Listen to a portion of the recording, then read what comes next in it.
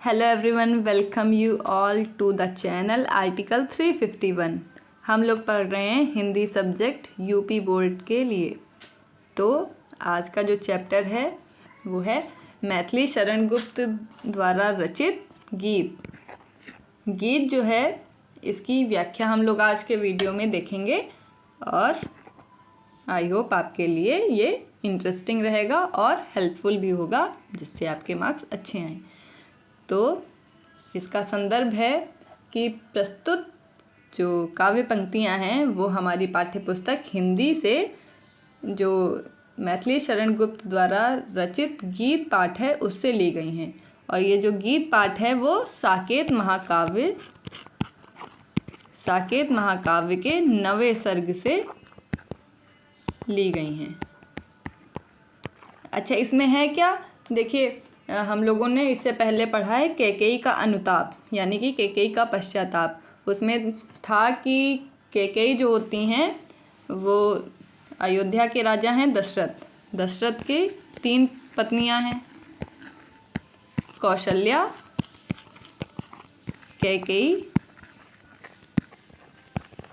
और सुमित्रा। फिर कौशल्या के पुत्र हैं राम, जो कि सबसे बड़े होते हैं। कैकेयी के पुत्र हैं भरत और सुमित्रा के पुत्र हैं लक्ष्मण और शत्रुघ्न। तो राइटिंग बहुत अच्छी है। तो कौशल्या के पुत्र जो हैं राम, वो सबसे बड़े थे। तो रीत यही होती है कि जो सबसे बड़ा पुत्र होता है वही योग्य होता है और वही अगला राजा बनता है। लेकिन कैकेयी की जो दासी होती है मंथरा, वो उनको भड़का देती है। तो क्योंकि अब ये क्या है, माता तो एक है नहीं, तो ये क्या है, सौतेले भाई हैं। तो कैकेयी कहती है कि भरत को राजा बनाइए। दशरथ से कह देती हैं कि तो अब दशरथ कहते हैं ठीक है। लेकिन फिर अब भरत राजा बन भी जाते तो क्या होता, जनता जो थी वहाँ की और सारे ही लोग चाहते थे कि राम राजा बने, राम को ही प्रेम करते थे वो लोग। तो अगर राम, जैसे आपने बाहुबली मूवी देखी हो, तो बल्लाल देव को राजा तो बना दिया जाता है लेकिन सब बाहुबली को पसंद करते हैं। तो वैसे ही अब भरत को अगर राजा बना भी दें तो लेकिन सारी जनता जो है राम को ही पसंद करती थी। तो कुछ समय बाद क्या होता, जनता विद्रोह करके राम को राजा बना देती। इसलिए इन्होंने कहा कि एक भरत को राजा बनाओ और दूसरा करो राम को वनवास भेजो, वो भी 14 साल के लिए। जिससे क्या होगा, जनता जो है राम को भूल जाएगी और भरत को हृदय से अपना लेगी। तो अब राम के साथ में उनकी पत्नी सीता और भाई लक्ष्मण, ये 3 लोग जो हैं वो चले जाते हैं वन। तो वन में कहाँ जाते हैं, चित्रकूट पहले जाते हैं। तो चित्रकूट में चले गए, तभी कैकेयी का अनुताप में सब जितने भी लोग हैं सारे चित्रकूट जाते हैं राम को वापस मना के लाने के लिए। लेकिन राम मान के वापस नहीं आते हैं। तब क्या है, ये वनवास में और आगे दक्षिण की ओर निकल जाते हैं। तभी वहाँ से रावण सीता का हरण करके श्रीलंका ले जाता है ना, लंका। तो वही है। तो अब क्या है, लक्ष्मण की पत्नी जो हैं, अब गीत पाठ पे आ जाते हैं। लक्ष्मण की पत्नी है उर्मिला। तो राम और सीता पति पत्नी जो हैं वो तो जंगल चले गए, लेकिन लक्ष्मण अकेले गए, उनकी पत्नी तो महल में ही रह जाती हैं। तो ये भी तो 14 वर्ष के लिए क्या है, आपस में अलग हो गए हैं। तो उन्हीं का जो पति से वियोग है उसी का वर्णन किया गया है इस पाठ में। तो साकेत का 9वां सर्ग है जिसमें उर्मिला की विरह वेदना जो है उसका वर्णन किया गया है। तो अब काव्यगत सौंदर्य जो है, इसका काव्यगत सौंदर्य में रस है वियोग श्रृंगार रस। वियोग श्रृंगार क्यों है, क्योंकि उर्मिला और लक्ष्मण का क्या है, विरह है। तो उर्मिला जो है अपने पति से दूर है, इसलिए वियोग श्रृंगार रस है। फिर इसमें जो है गेय पद छंद है, गेय पद छंद है। रूपक, अनुप्रास और यमक नहीं, उपमा अलंकार आया है। पुनरुक्ति, प्रकाश अलंकार आता ही रहता है ना। तो जब आपको कोई अलंकार याद ना आए, कि पता ना चले कि इसमें क्या है, तो अनुप्रास, रूपक, उपमा लगा सकते हैं। फिर खड़ी बोली की रचना है ये। खड़ी बोली है, अभिधा शैली है और प्रबंधात्मक शैली है और माधुर्य गुण है इसमें। तो व्याख्या देखते हैं। निरख सखी ये खंजन आए, फेरे उन मेरे रंजन ने नयन इधर मन भाए। फैला उनके तप का आतप, तन का आतप मन से सरसाए। तो निरख का मतलब उर्मिला जो हैं अपनी जो दासी और उनकी सहेलियां हैं उनके महल में, उससे कह रही हैं। निरख यानी कि देखना, निरख का मतलब होता है देखना। सखी यानी कि सहेली। खंजन पक्षी होते हैं, उनको कहते हैं खंजन। तो खंजन पक्षी जो हैं उर्मिला के महल की ओर आए हैं। तो उर्मिला अपनी सहेली से कह रही हैं, हे सखी देखो ये खंजन पक्षी इधर की ओर आए हैं। फेरे उन मेरे रंजन ने, नयन का मतलब है नेत्र, इधर मन भाए। रंजन यानी कि जो उर्मिला के प्रिय हैं, यानी कि लक्ष्मण। तो उर्मिला कह रही, हे सखी देखो ये खंजन पक्षी इधर उड़ के आए हैं। वो अनुमान लगा रही हैं कि हो सकता है मेरे जो रंजन यानी कि प्रिय हैं उन्होंने इधर की ओर उनका मन हुआ हो और इस ओर उन्होंने नेत्र घुमाए हों। मतलब कि एक ओर से जो हैं खंजन पक्षी उड़ के आ रहे हैं उनके महल की ओर। तो उर्मिला इसको कह रही हैं कि हो सकता है कि उनके पति जो हैं लक्ष्मण इस ओर देखे हों, वो इधर की ओर मुंह घुमा के खड़े हुए हों, आंखें इधर की हों। तो इसीलिए उसका संकेत देने के लिए खंजन पक्षी उधर से इधर की ओर उड़ के आए हैं। फिर फैला उनके तन का आतप, यानी कि अब जो ये आजकल मौसम में, इसमें क्या है, शरद ऋतु के समय का वर्णन है। शरद ऋतु यही अक्टूबर नवंबर में जो होती है शरद ऋतु, ये मौसम शरद ऋतु होता है। तो जब ज़्यादा ना गर्मी होती है ना ज़्यादा ठंडी होती है, मौसम बहुत अच्छा लगता है। तो ये शरद ऋतु का वर्णन है कि आजकल जो आतप यानी कि धूप या जो तपन है, जो मौसम में जो हल्की सी गर्मी है, वो मेरे जो पति हैं लक्ष्मण, उन्हीं के शरीर का जो गर्मी है वो है। मन से सरसाए यानी कि, और जो सरोवर, सर यानी कि सर का मतलब होता है सरोवर, सरसाए यानी कि उनमें जो शीतलता है वो उनके मन की है। यानी कि जो उर्मिला है कह रही हैं, हे सखी देखो ये खंजन पक्षी इधर की ओर उड़ के आए हैं। हो सकता है मेरे जो पति हैं उन्होंने इस ओर देखा हो, उनका मन हुआ हो और इस ओर मुड़ के देखने लगे हों।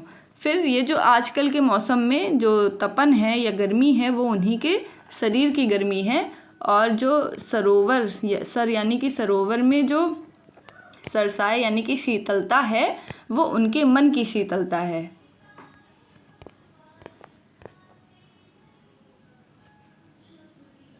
फिर कह रही हैं आगे, घूमे वे इस ओर वहाँ ये हंस यहाँ उड़ छाए, करके ध्यान आज इस जन का निश्चय वे मुस्काए।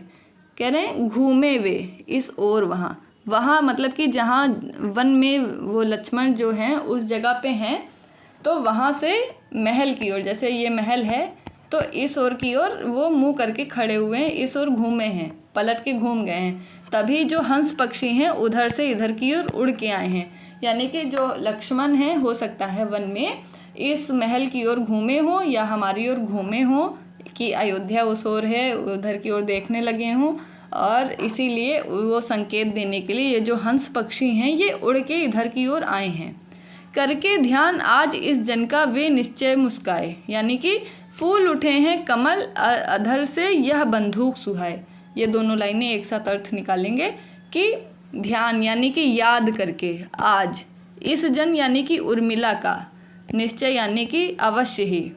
तो उर्मिला कह रहे हैं कि अवश्य ही ऐसा हुआ होगा कि वो इस जन यानी कि मुझे याद करके आज मुस्कुराए होंगे। तो उर्मिला कह रही हैं कि ज़रूर ही आज ऐसा हुआ होगा कि वो मुझे याद करके आज मुस्कुराए होंगे। क्यों मुस्कुराए होंगे उसका संकेत यहाँ पे है कि फूल उठे हैं कमल, यानी कि क्योंकि सरोवर में कमल के फूल जो हैं खिल उठे हैं। और अधर होता है ओठ, यानी कि होठों के समान क्या है, ये बंदूक होता है गुल दोपहरी का फूल, छोटे छोटे फूल होते हैं वो, तो उनके ओठों के समान जो ये गुल दोपहरी के फूल हैं वो खिल गए हैं। यानी कि जैसे वो मुस्कुराए होंगे उसी का संकेत देने के लिए ये आज गुल दोपहरी के फूल जो हैं वो खिल उठे हैं।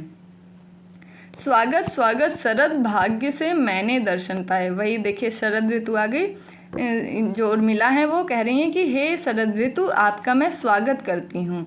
जो मेरा बहुत भाग्य है, भाग्य यानी कि भाग्य से कि मैंने दर्शन पाए, यानी कि मेरा बहुत भाग्य है हे शरद ऋतु, आपका स्वागत है। मेरा बहुत भाग्य रहा कि मैंने आपके दर्शन पाए। नभने मोती वारे लो, ये अश्रु अर्घ भर लाए। और कह रही हैं कि अब क्या है, उसी मौसम में अभी देखिएगा धीरे धीरे क्या होगा, ओस टपकने लगती है। तो कह रही हैं वही कि नभ से क्या है, मोती टपक रहे हैं। और ये जो नयन है वो आपको, जो मतलब जैसे हम लोग सूर्य भगवान को जल चढ़ाते हैं तो उसको क्या कहते हैं, अर्घ्य कहते हैं। तो वैसे ही मेरी आँखों में अश्रु हैं, वो आपके अर्घ्य के समान आपको मैं दे रही हूँ। तो आई होप आपको समझ आया होगा कि उर्मिला कह रही हैं कि हे सखी देखो, ये खंजन पक्षी इधर की ओर आए हैं। हो सकता है मेरे पति लक्ष्मण ने इधर की ओर आज नेत्र घुमाए हों। फिर कह रही हैं जो आजकल के मौसम में शरद ऋतु है, तो जो मौसम में गर्मी है वो उनके शरीर की है, और जो सरोवर में शीतलता है वो उनके मन की शीतलता है। फिर वो कहती हैं कि ये जो हंस पक्षी उड़ के आ गए हैं, तो हो सकता है कि ज़रूर ही वो इधर की ओर, महल की ओर देख रहे होंगे। फिर कहती हैं कि आज मुझे याद करके वो ज़रूर मुस्कुराए होंगे, तभी ये फूल खिल गए हैं, और बंदूक के फूल जो खिले हैं वो उनके ओठों की जो मुस्कान है उसको दिखा रहे हैं। हे शरद ऋतु, मेरा बहुत भाग्य है कि मैंने आपके दर्शन पाए, आपका बहुत बहुत स्वागत है। और नभ में जो मोती हैं, मोती के समान ओस टपक रही है, वो मेरे नेत्रों से अर्घ ले लीजिए। मतलब मेरे नेत्रों का अर्घ है, आपको मतलब चढ़ा रहे हैं जैसे भगवान को चढ़ाया जाता है। फिर आगे देखते हैं, शिशिर न फिर गिरिवन में। दूसरा ये है, शिशिर न फिर गिरिवन में, जितना मांगे पतझड़ दूंगी मैं इस निज नंदन में। कितना कंपन तुझे चाहिए, ले मेरे इस तन में। शिशिर यानी कि सर्दी। तो शरद ऋतु हो गई, उसके बाद क्या आती है, सर्दी आ जाती है। जैसे अक्टूबर नवंबर में शरद ऋतु है, फिर जनवरी और दिसंबर में क्या होती है, सर्दी की ऋतु। तो गिरि का मतलब है कि पहाड़, पर्वत यानी कि, और वन का है जंगल। तो वन और जंगल में उर्मिला जो हैं शीत ऋतु से कह रही हैं, यानी कि जाड़े की ऋतु से कह रही हैं कि हे जो सर्दी की ऋतु हो, तुम गिरि यानी कि पहाड़ और जंगल में ना जाओ। मतलब जंगल में ना जाओ, जितना मांगे तुम मतलब मेरे पास आओ, ऐसे कह रही हैं। जितना मांगे मतलब कि अब सर्दी के ऋतु में क्या होता है, जितने पेड़ हैं उनके पत्ते जो हैं झड़ जाते हैं। तो सारे पत्ते जो पेड़ होते हैं मतलब सूखे सूखे से दिखाई देने लगते हैं, पत्ते झड़ जाते हैं। और तो वही कह रहे हैं कि जितना पतझड़ तुमको चाहिए ना, वो सारा मैं दे दूँगी अपने इस निज नंदन में। अपना मतलब कि स्वयं के शरीर से, निज यानी कि अपने, नंदन यानी कि शरीर से। तो उर्मिला कह रही है, हे सर्दी की ऋतु, तुम पहाड़ और जंगल में मत जाओ, जितना तुमको पतझड़ चाहिए वो अपने मैं इस शरीर से दे दूँगी तुमको। कितना कंपन तुझे चाहिए, ले मेरे स्तन से। और सर्दी की ऋतु में क्या होता है, ठंडी इतनी ज़्यादा होती है कि हम लोग कपकपाने लगते हैं। तो वही कह रहे हैं कि कितना कंपन यानी कि कपकपापन जो है वो तुमको कितना चाहिए, वो मेरे इस शरीर से ले लो। क्योंकि उर्मिला जो है वियोग में है, खाना पीना खाती नहीं है, तो कमज़ोर हो गए। और कमज़ोर आदमी जैसे बूढ़े लोगों को आपने देखा होगा, वो भी काँपते रहते हैं, है ना, फर्जी में। तो वैसे ही जो उर्मिला है कह रही हैं कि जितना कंपन तुमको चाहिए वो मेरे इस तन से, शरीर से तुमको मिल जाएगा।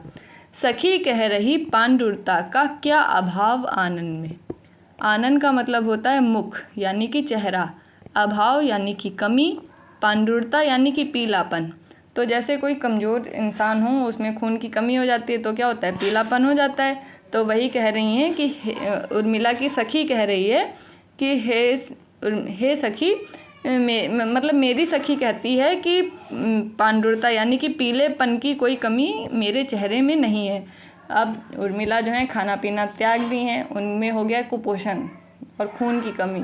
तो खून की कमी से क्या हो गया है, उनका चेहरा शरीर जो है पीलापन हो गया है। तो इसलिए वो कह रही हैं कि और सर्दी की ऋतु में क्या होता है, जो पत्ते होते हैं वो पीले होके झड़ने लगते हैं, सब सूखापन हो जाता है। तो वही कह रही हैं कि मेरे चेहरे पे जो सर्दी की ऋतु में पीलापन हर जगह फैल जाता है, वही मेरे चेहरे पर फैला हुआ है। तो मतलब मुझे में सारा सर्दी का ऋतु का समावेश है और कहीं तुमको जाने की ज़रूरत नहीं, यहीं रहो।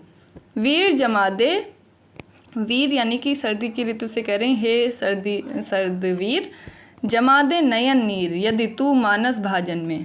भाजन का मतलब होता है पात्र या फिर बर्तन, मानस मन, नयन नीर यानी कि आँखों का नीर।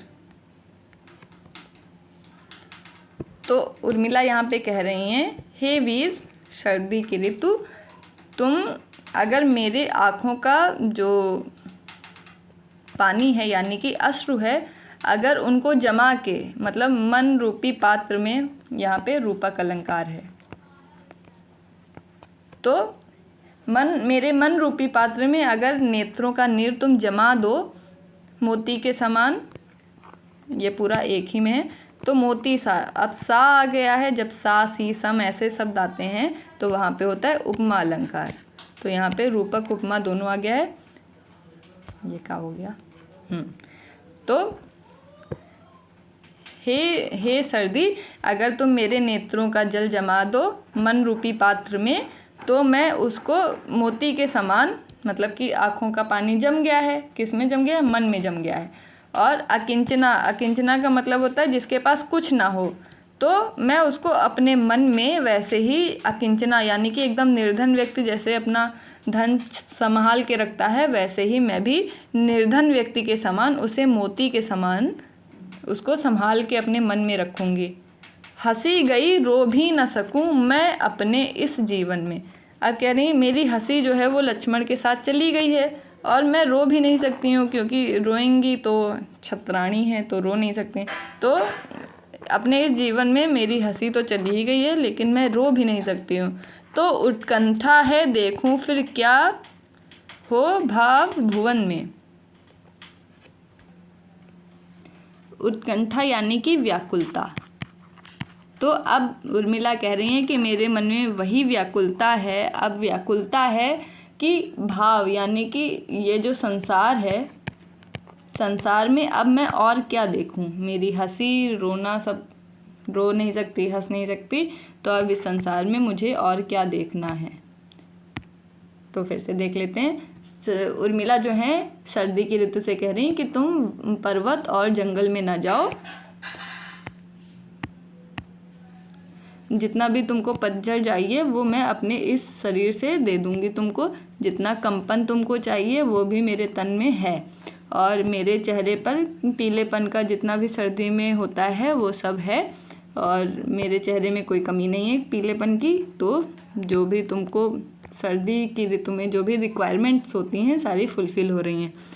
हे वीर, हे वीर सर्दी, अगर तुम मेरे नेत्रों का जल जो है उसको मन रूपी पात्र में जमा दोगी, तो मैं निर्धन के समान, जैसे निर्धन किसी अपने धन को संभाल के रखता है, वैसे ही उस मोती को, नेत्र का जो जम गया है वो मोती के समान है, उसको अपने मन में संभाल के रखूँगी। मेरी हंसी चली गई है और मैं रो भी नहीं सकती हूँ। अपने इस जीवन में मेरी हंसी चली गई है और मैं रो भी नहीं सकती हूँ, और मेरे मन में क्या है, व्याकुलता, दुख, उत्कंठा है कि मैं अब इस संसार में और क्या देखूं।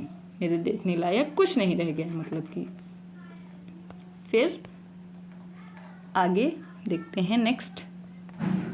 मुझे फूल मत मारो, मैं अबला बाला वियोगिनी, कुछ तो दया विचारो, हो मधुकर के मीत मदन पटु तुम कटुक गरल नगारो। अब ये क्या है, हम लोग ये चैप्टर के 2-3 लाइनें याद कर सकते हैं, और जब आपसे श्रृंगार रस पूछा जाए, वियोग श्रृंगार रस पूछा जाए, तो उसमें क्या है, इनको एग्जाम्पल के रूप में आप लिख भी सकते हैं। ठीक है, तो अब क्या है, सबसे पहले शरद ऋतु थी, फिर सर्दी की ऋतु आ गई, अब बसंत ऋतु आ गई है।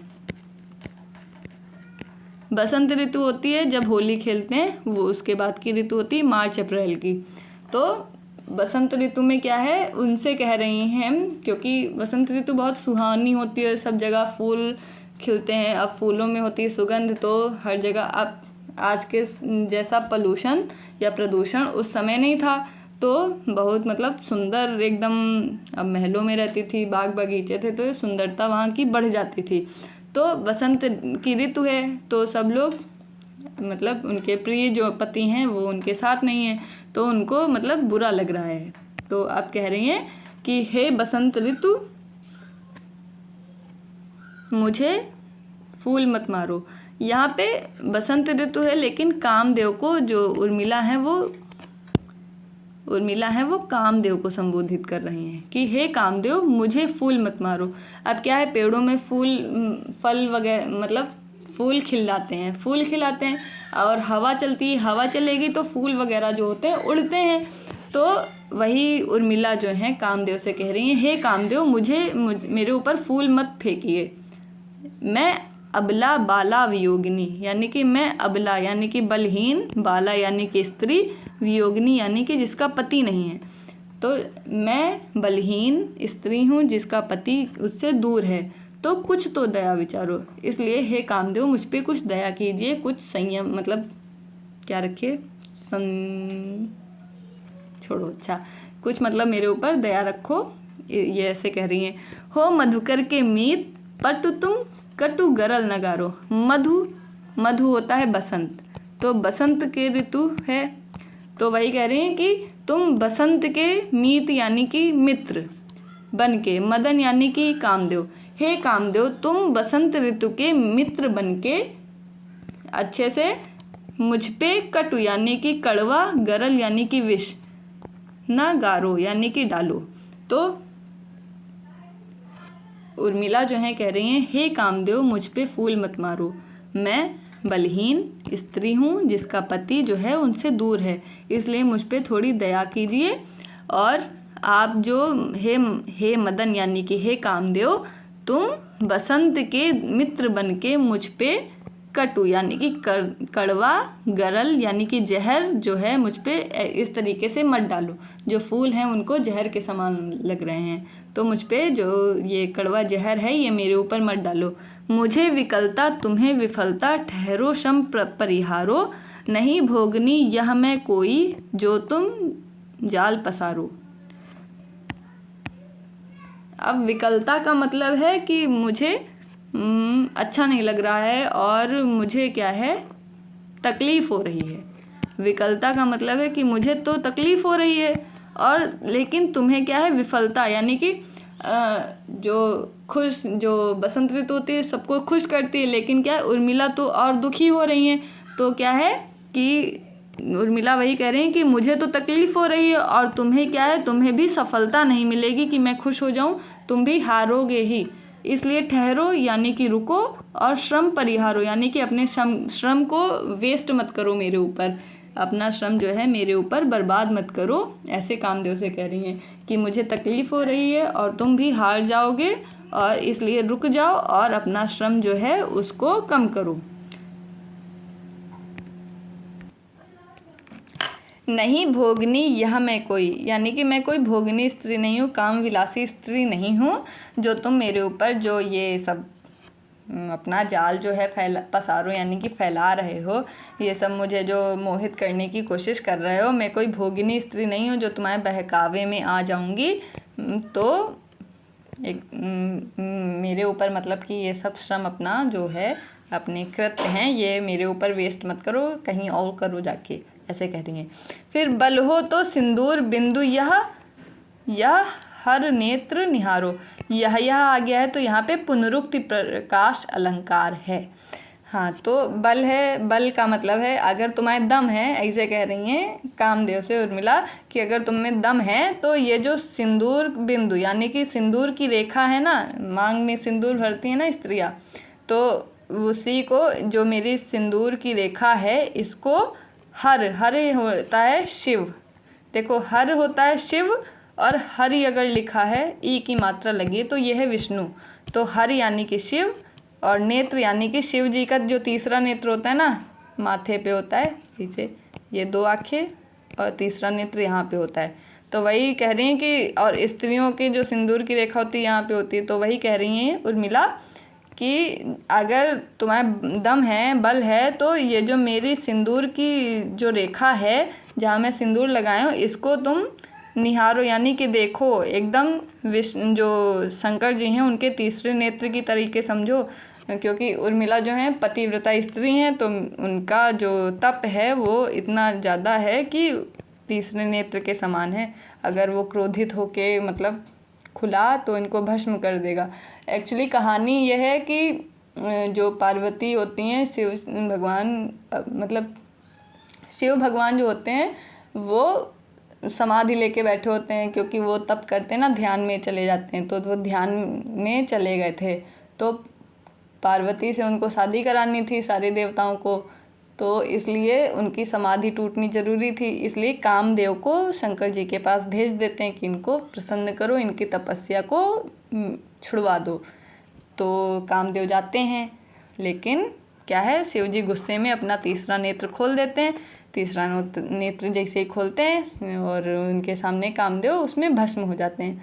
तो इसीलिए वही कहानी यहाँ पे पीछे है कि उर्मिला यहाँ पे कह रही हैं कि एक बार तुम भस्म होके मर चुके हो, अब दोबारा आ गए हो, और तो हमको ज़्यादा परेशान ना करो, और ये जो मेरी माथे की रेखा है सिंदूर की, इसको अपना पुराना जो काम था, एक बार भस्म हो चुके हो वो याद कर लो कि शंकर जी का तीसरा नेत्र है, दोबारा खुल जाएगा, दोबारा भस्म हो जाओगे।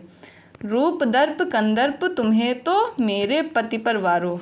रूप का मतलब है जो कामदेव जो हैं सबसे सुंदर हैं, देवताओं में सबसे सुंदर जो देव हैं वो हैं कामदेव।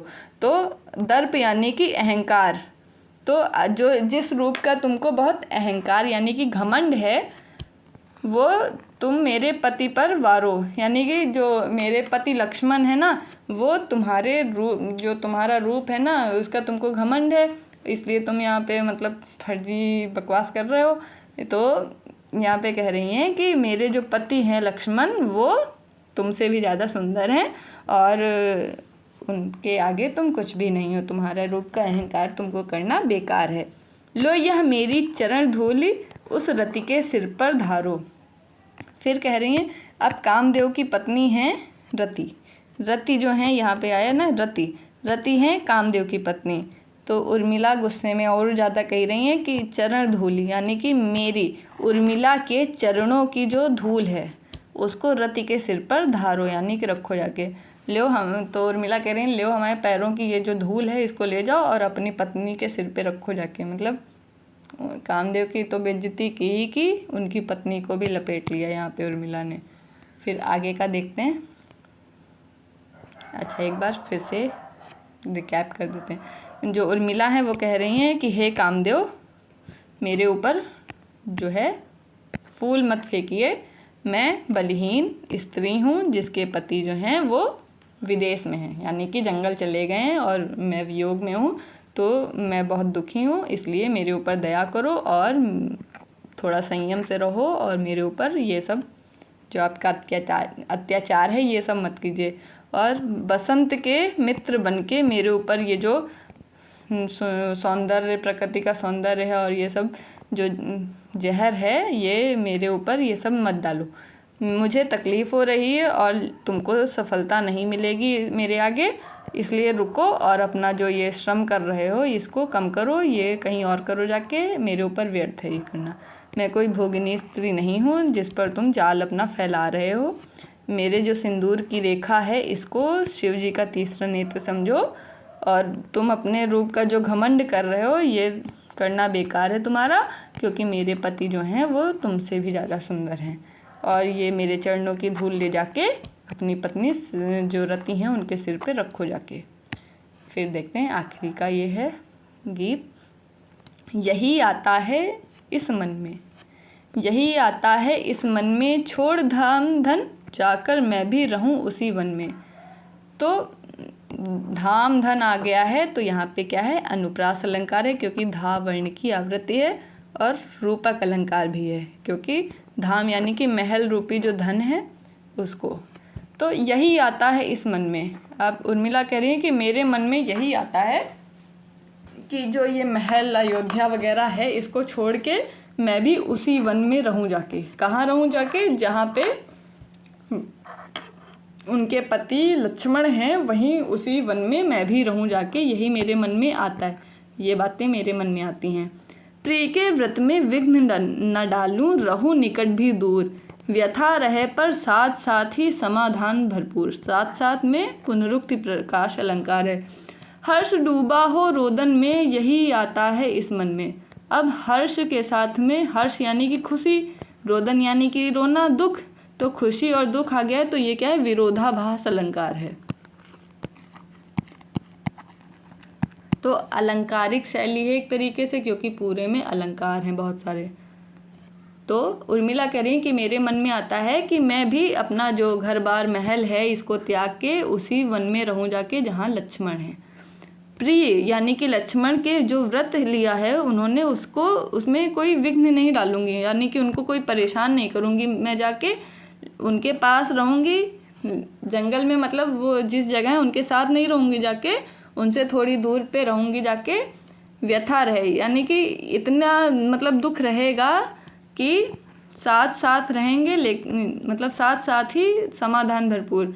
अब जो उर्मिला हैं ये कह रही हैं कि मैं उसी जंगल में रहूंगी जाके, मतलब जंगल है उसमें रहेंगी जाके, लेकिन लक्ष्मण के साथ नहीं रहेंगी जाके। ये कह रही हैं कि उसी जंगल में रहूंगी और दूर से देख लूँगी, मतलब जैसे इनका घर यहाँ है तो ये पड़ोस में रहने लगेंगी, साथ उसी घर में नहीं रहेंगी, तो दूर से इनको देख लिया करेंगी, ऐसा इनका मन है। तो वही कह रही हैं, प्रिय के व्रत में विघ्न न डालूं, रहूं निकट भी दूर। तो मैं अपने पति का जो व्रत उन्होंने लिया है राम जी की सेवा का, उसमें विघ्न नहीं डालूंगी, मैं वहीं पास में रहूंगी, लेकिन उनसे दूर रहूंगी। व्यथा रहे, दुख रहेगा इस चीज़ का कि इतने पास रहकर भी उनसे मिल नहीं सकती हूँ, लेकिन कम से कम समाधान भी पूरा रहेगा कि देख ही लिया, देखने भर का ही सुकून मिल जाएगा। हर्ष डूबा हो रोदन में, मैं रोऊंगी तो उसमें भी लेकिन खुशी होएगी, यही आता है इस मन में, यानी कि यही मेरे मन में आता है कि वहाँ रहूँ जाके। हंसते हंसते मतलब रोऊंगी कि इतने पास होके भी मिल नहीं सकती हूँ उनसे, साक्षात्कार नहीं हो सकता है, लेकिन खुशी भी रहेगी कि कम से कम उनको देख तो मैं लेती हूँ। फिर बीच बीच में उन्हें देख लूँ मैं झुरमुट की ओट, जब वे निकल जाएं तब लेटूं उसी धूल में लोट। रहे रत वे निज साधन में, यही आता है इस मन में। तो बीच बीच में पुनरुक्ति प्रकाश अलंकार है, रहे रत में है अनुप्रास अलंकार। तो आप कह रही हैं बीच बीच में जो पेड़ों की झुरमुट होती है ना, पेड़ों की जो मतलब झाड़ियाँ हैं उनको कहते हैं झुरमुट। तो मैं बीच बीच में जो पेड़ों की आड़ है उनसे उनको देख भी लिया करूँगी, और जब वो रास्ते से निकलेंगे तो उनके पैरों की धूल, जो पैरों के निशान बने होंगे उस पर मैं लेट लूँगी, उनकी जो मिट्टी है उसको अपने ऊपर लगा लूँगी जैसे। तो वे रत यानी कि खोए रहेंगे, वो अपनी साधना जो उनकी तपस्या है या उनका व्रत है उसमें अपने में बिज़ी रहेंगे, यानी कि लक्ष्मण अपने काम में बिज़ी रहेंगे और मैं भी मतलब उनको देख लिया करूँगी, यही आता है इस मन में। जाती जाती गाती गाती कह जाऊँ यह बात, धन के पीछे जन जगती में उचित नहीं उत्पात। प्रेम की ही यह जीवन में यह प्रेम की ही जय जीवन में, यही आता है इस मन में। अब उर्मिला कह रही हैं कि जाते जाते और गा गा के मैं यही बात कहना चाहूँगी कि धन के पीछे जन, लोगों का, जन यानी कि लोगों का, जगती यानी कि संसार में धन के पीछे जो लोग उत्पात करते हैं वो सब उचित नहीं है। और अंत में क्या होता है, प्रेम की ही जय जयकार होती है जीवन में, प्रेम ही जीवन का सत्य है, और धन के पीछे जो भागते हैं वो बेकार की चीज़ें हैं, ये सब बेकार है, और यही आता है इस मन में।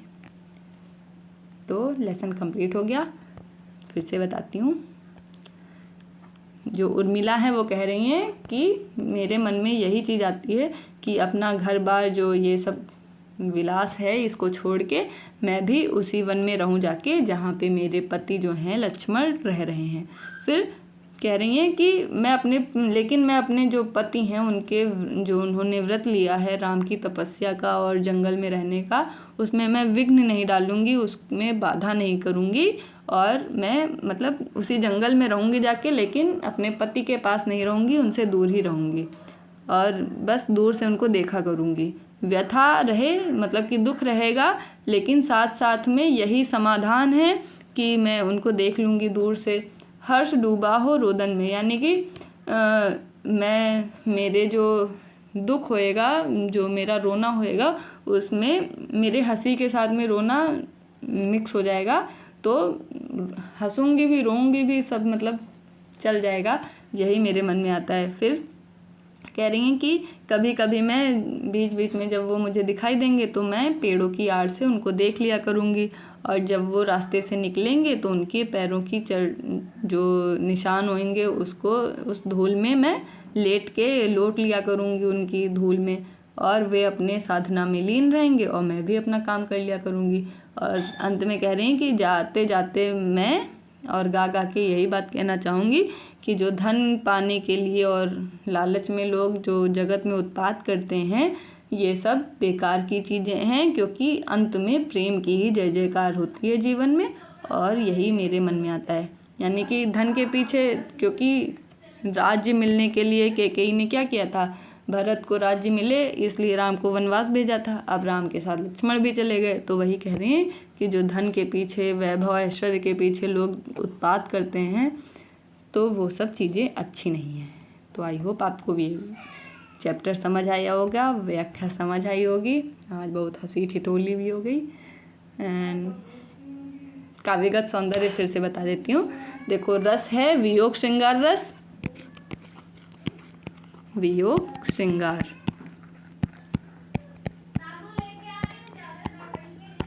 फिर अलंकार है गेय पद। फिर छंद आए हैं, बहुत सारे आए हैं, जैसे कि रूपक, उपमा, अनुप्रास, फिर विरोधाभास भी आया है आखिरी वाले में, पुनरुक्ति प्रकाश अलंकार आया है, और फिर नेक्स्ट देखते हैं, माधुर्य गुण है इसमें, अभिधा शैली है, खड़ी बोली भाषा,